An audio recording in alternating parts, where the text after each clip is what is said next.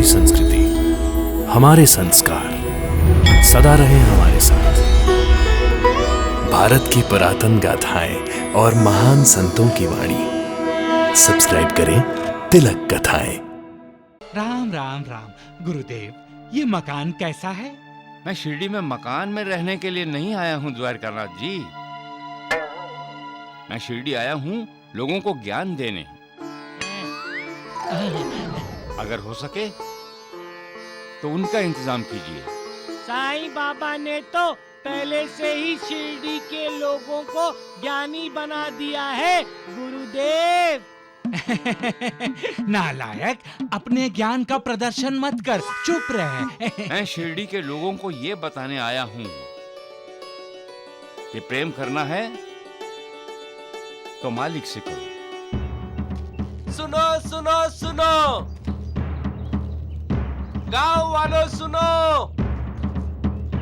शिरडी में ज्ञान की वर्षा करने, आप सबका उद्धार करने, विद्वानों के विद्वान, ज्ञानियों के ज्ञानी, गुरुओं के महागुरु गुरुदेव जोहार आए हैं। आप सभी उनका प्रवचन सुनने जरूर आइए। आप सभी का कल्याण होगा।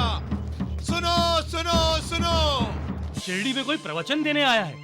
श्यामा, ये शिरडी एक पवित्र भूमि है, यहाँ तो लोग आते ही रहेंगे। बाबा, वो शिरडी का उद्धार करने की बात कर रहा है। नूरबाजी, कोई भी हो, अच्छी बातें तो कर रहा है ना? लेकिन बाबा, उसके साथ द्वारकानाथ और वैद्य कुलकर्णी जी हैं। इसीलिए हमें किसी साजिश की बू आ रही है बाबा। साजिश?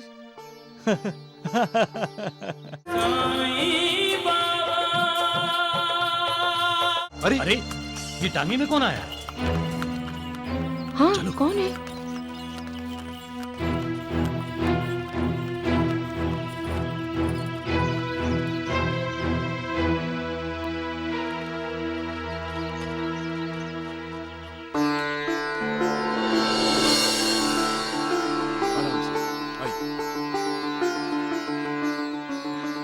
प्रणाम गुरुदेव। शिरडी में आपका स्वागत। कल्याण। गुरुदेव, शिरडी में आपका स्वागत है। सबका कल्याण। ये नया गुरुदेव कौन आया है? इन्हें तो हमने पहले कभी देखा ही नहीं शिरडी में। ललाट तो तेजस्वी है। लगता है कोई साधु संत है। अरे लक्ष्मी की माँ, ये मोटू द्वारकानाथ जिसके सामने हाथ जोड़े, वो साधु संत कैसे हो सकता है? गुरुदेव, यहाँ पास ही में एक मकान में आपके ठहरने का प्रबंध किया है। गुरुदेव, आज आपने शिरडी में कदम रखे, पूरी शिरडी धन्य हो गई। अरे वैद्य जी, शिरडी तो उसी दिन धन्य हो गई थी जिस दिन साईं बाबा ने शिरडी में कदम रखा था। नादान है गुरुदेव, नादान है। बच्चा है। बच्चा? मैं बच्चा हूँ? अरे समय पर मेरी शादी कर देते तो मैं 4-6 बच्चों का बाप बन जाता। अरे नालायक, चुप रहे। जब भी मुंह खोलता है उल्टा ही बोलता है। गुरुदेव, इसे क्षमा कीजिए, इसका बचपना अभी नहीं गया है। ये बच्चा नहीं है, ये मन का सच्चा है द्वारकानाथ जी। इसके दिल में कोई बुराई नहीं है। ऐसे ही लोगों से तो ये दुनिया कायम है। कायम है, कायम है। आइए आइए आइए। अरे राम राम राम। दिखता नहीं है? ऐसे दिख रहा है। चल चलिए गुरुदेव।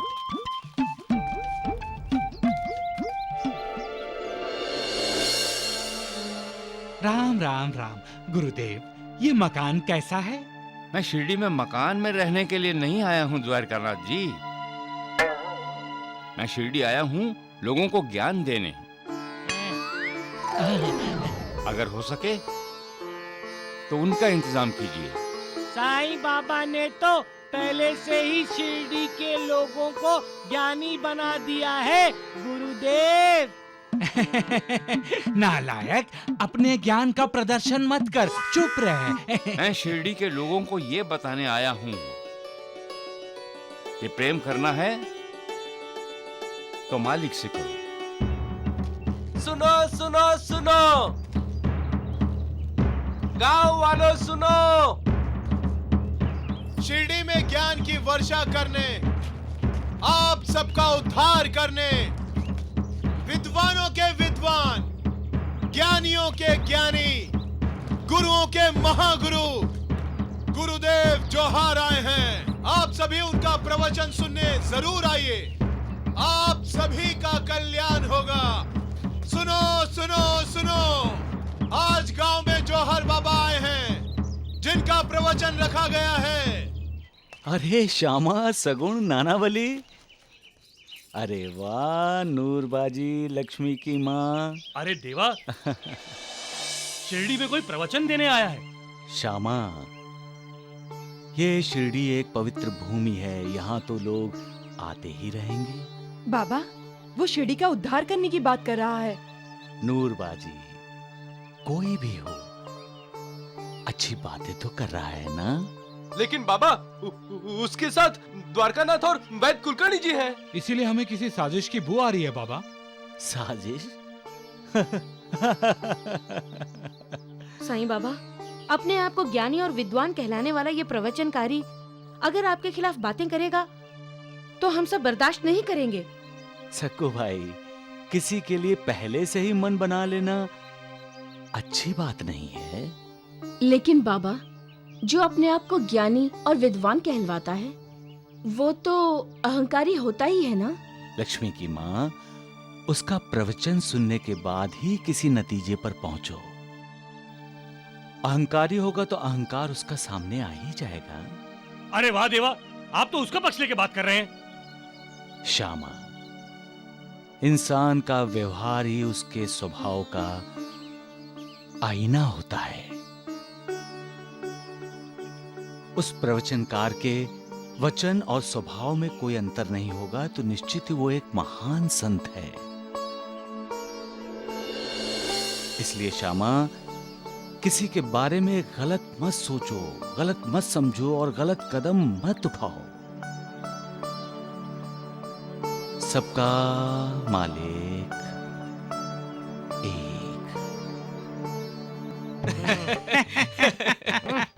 वह जी, इस जौहर ने तो शिरडी में आते ही हलचल मचा दी है।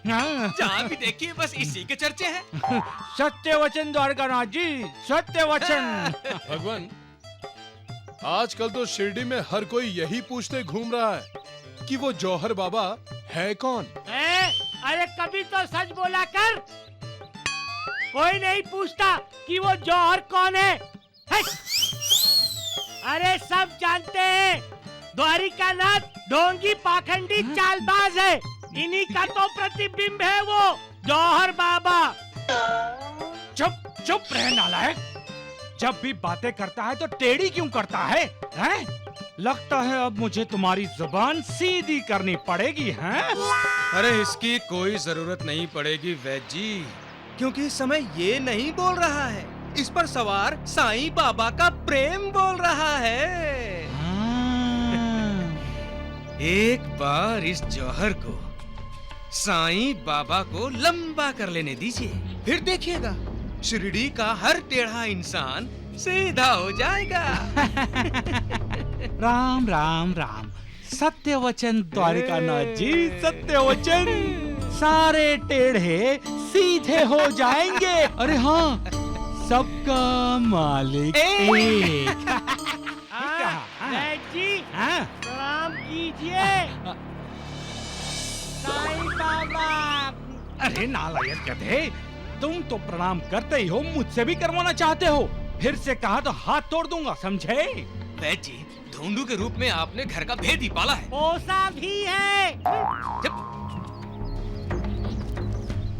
अरे आप सब लोग यहाँ?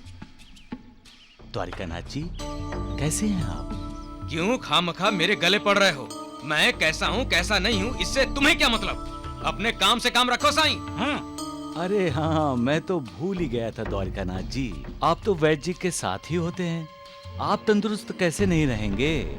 साईं, तुम मुझे ताने मार रहे हो? नहीं नहीं वैद्य जी, मैं तो सच्चाई बयान कर रहा हूँ, आपका गौरव कर रहा हूँ वैद जी। बाबा, हाँ मेरा भी गौरव कीजिए ना। हाँ, क्यों नहीं, क्यों नहीं। तुम तो वेदों के वेद, वेदराज भोलू बाबा हो। जितना गुणगान करना है साईं कर लो, अब तुम्हारा समय आने वाला है। नहीं द्वारकानाथ जी, मेरे तो अच्छे दिन आए हैं,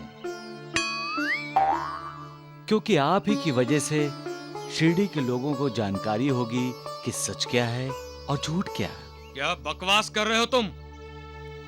क्योंकि मैं आपकी तरह बकता नहीं हूं द्वारकानाथ जी, हमेशा सच बोलता हूं। आपको ही आदत है झूठ को बार बार दोहराने की, क्योंकि आपको विश्वास है कि बार बार झूठ को दोहराया जाए तो लोग सच समझने लगते हैं। सत्य वचन बाबा, सत्य वचन। लेकिन सच को दोहराने की जरूरत नहीं पड़ती है द्वारकानाथ जी, क्योंकि सच एक ज्ञान है, एक साक्षात्कार है, एक अनुभव है। जो सत्य का अनुभव कर लेता है वो जान जाता है कि झूठ क्या है।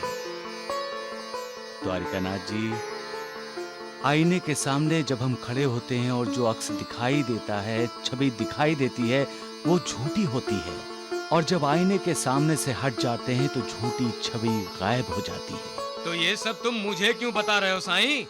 इसलिए सुना रहा हूं द्वारकानाथ जी, क्योंकि आप बार बार झूठ को सच बताना चाहते हो, लेकिन झूठ झूठ ही होता है। जब सच सामने आता है तो झूठ की पोल खुल जाती है।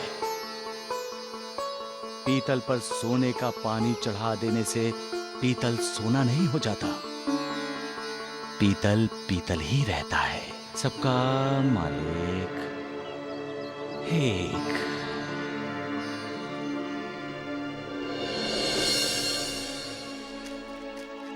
अरे राम राम राम। द्वारिकानाथ जी, इस ढोंगी साईं ने जौहर के बारे में कुछ नहीं बोला। सुना नहीं साईं बाबा ने क्या कहा? वो जौहर पीतल है, लाख कोशिश करो उसे साईं बाबा बनाने की, वो साईं बाबा नहीं बन सकता। इतनी सी बात नहीं समझते हैं? अरे नहीं नहीं ढोंडिया, मैं समझ गया। वो साईं सोना है, वो जौहर पीतल है, और तुम पत्थर हो, पत्थर। नालायक कहीं के। उल्टे। अरे मार क्यों रहे हो? आपको सच का साक्षात्कार करना पड़ेगा, समझे? सुना, साईं बाबा सच थे, और वो जौहर आईने में दिखाई देने वाली छवि, हाँ, प्रतिबिंब, समझे क्या नहीं? अरे नालायक, अरे राम राम राम। देख रहे हैं द्वारकानाथ जी, उस ढोंगी साईं के साथ रह रह के ये अपने आप को ज्ञानी समझने लगा है। हम सबको उस मालिक ने बनाया है, उस ईश्वर ने बनाया है। वो मालिक हम सबको जानता है। इंसान अपने आप को बुद्धिमान समझता है, वो ईश्वर को जानना चाहता है, मालिक को देखना चाहता है, वो मालिक के दर्शन करना चाहता है। राम राम राम। द्वारिकानाथ जी, जीवाजी, ढोंडिया, आप सब देख रहे हैं।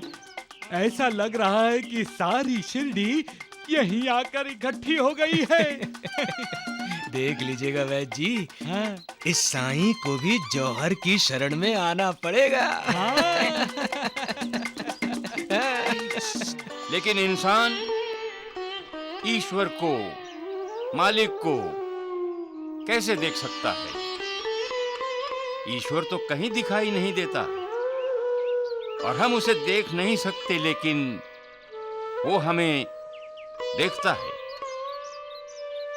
कई लोग मालिक को, ईश्वर को ढूंढने के लिए हिमालय जाते हैं, जंगलों में जाते हैं, तीर्थों को जाते हैं, मंदिरों को जाते हैं, तो क्या उन्हें मालिक के दर्शन होते हैं? क्या वो मालिक को पहचानते हैं? नहीं। मालिक को पहचानोगी भी कैसे? मैं तुमसे पूछता हूं कि मालिक की पहचान क्या है? वो कैसे दिखते हैं? कहां रहते हैं? इसलिए मैं तुमसे कहता हूं कि मालिक को, ईश्वर को मत ढूंढो, उसे खोजो भी मत। मालिक को सिर्फ जानने की कोशिश करो, क्योंकि ये कोशिश ही भक्ति है। ये कोशिश ही तुम्हें बता देगी कि मालिक तो चारों तरफ है, इसमें, उसमें, मुझ में, तुम में, हम सब में है। सबका कल्याण हो। गुरु जौहर की जय, गुरु जौहर की जय, गुरु जौहर की जय, गुरु जौहर की जय।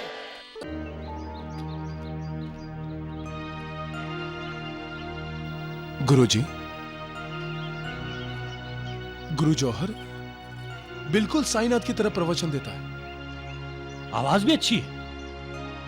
बातों से तो ऐसा लगता है जैसे सब सिखाया गया हो। फिर भी मेरा अंतर्मन मुझसे कह रहा है गुरुजी कि ये गुरु जौहर सच्चा नहीं है। सच्चा होता तो जैसे नानावली ने कहा, वो द्वारका नाथ जैसे ढोंगी को अपना साथी नहीं बनाता। मुझे तो यही समझ में नहीं आता कि द्वारिका नाथ जी साईं बाबा को अपना दुश्मन क्यों मानते हैं। अरे मैंने तो सुना है कि द्वारिका नाथ ही गुरु जौहर को शिरडी में लेकर आया है। ए शगुन भैया, मैं बता देता हूँ, हाँ, मैं उस द्वारका नाथ की ना टांगे तोड़ दूंगा। ना तो वो शिरडी से बाहर जा सकेगा और ना किसी जौहर बाबा को शिरडी के अंदर ला सकेगा। हाँ। अरे कहाँ जा रहे हो? मैं उस द्वारका नाथ की टांगे तोड़ने जा रहा हूँ। अरे ए द्वारका, रुक! अरे नानावली, अरे रुको! मोटू, अरे रुक! रुक, तेरे पेट की हवा निकालता हूँ। रुक! भागता कहाँ है? रुक! बंदर ना, अभी तेरे पेट की सारी हवा निकाल के तुझे हल्का करता हूँ। ए रुक! अरे अरे मेरा रुक जा, छोड़ दे बंदर नानावली। रुक जा!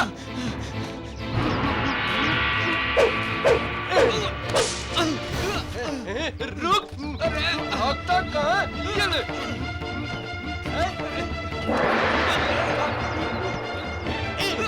अब तुम्हें ईश्वर के पास भेजता हूँ ताकि हम सबका कल्याण हो। तुम्हारा वो गुरु जौहर यही चाहता था ना कि हमारा कल्याण हो। तुम शिरडी में नहीं रहोगे तो हमें अद्भुत शांति मिलेगी, मन शांति मिलेगी।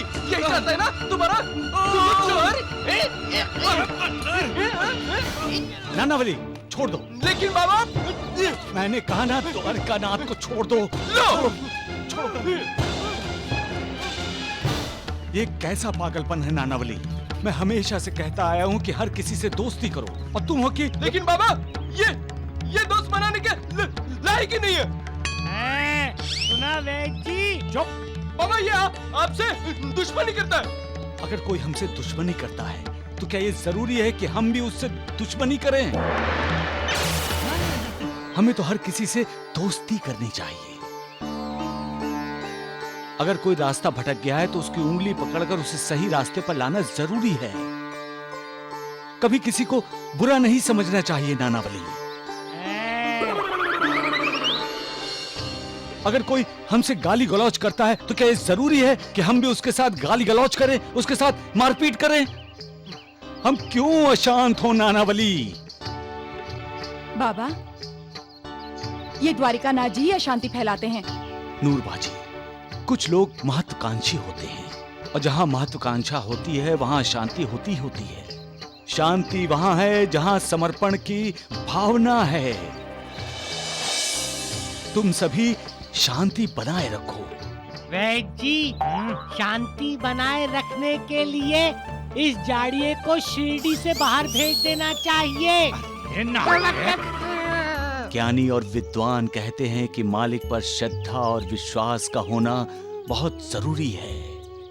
फिर भी इंसान का अपने आप पर विश्वास नहीं होगा तो मालिक पर विश्वास करने का कोई फायदा नहीं है नानावली। इंसान को अपने आप पर विश्वास नहीं होगा तो मालिक भी उसकी मदद नहीं कर सकता। इसलिए अपना आत्मविश्वास बुलंद करो नानावली, बुलंद। फिर न मन अशांत होगा न अशांति फैलेगी। सबका मालिक एक।